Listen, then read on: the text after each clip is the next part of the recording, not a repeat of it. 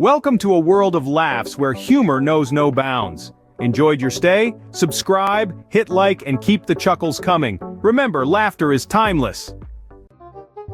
A burglar was carefully making his way into a museum, aiming to stay unnoticed. His plan involved avoiding the security guard on duty.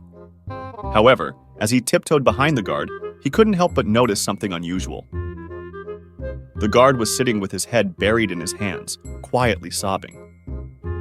It turned out that the guard was feeling really down because everyone at the museum had forgotten his birthday.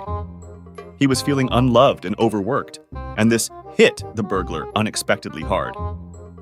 He felt a surge of sympathy for the guard. This sudden feeling of empathy changed the burglar's plans entirely. Instead of continuing with his stealthy mission, he decided to take a bold step. He walked straight to the museum curator's office, where he found the door slightly ajar. Inside, the museum's director, the head of human resources, and the chief of security were having a serious meeting. Without hesitation, the burglar burst into the room, interrupting their discussion. He faced them squarely and said, "Gentlemen, I'm afraid you've let your guard down." One day, a young man found himself in a McDonald's, just looking to grab a quick bite. As he sat down with his meal, his attention was drawn to an elderly couple seated at a nearby table.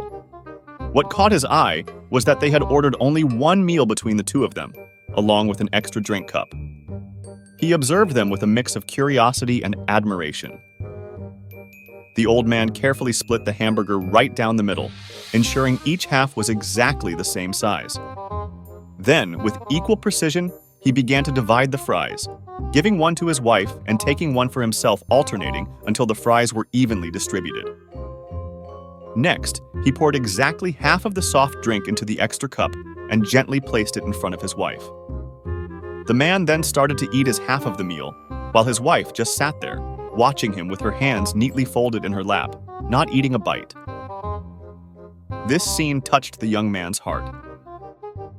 He thought perhaps the couple couldn't afford to buy 2 meals, so, wanting to help, he approached their table.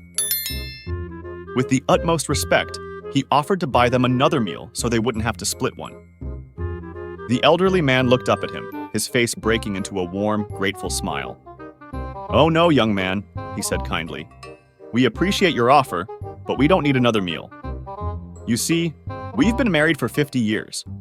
In all that time, we shared everything equally, and that's the way we like it. It's our way of showing how deeply connected we are."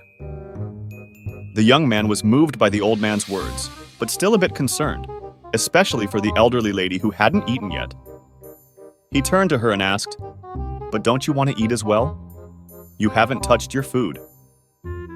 The old woman looked up at him and replied with a playful smile, "Oh, I'll eat in just a bit.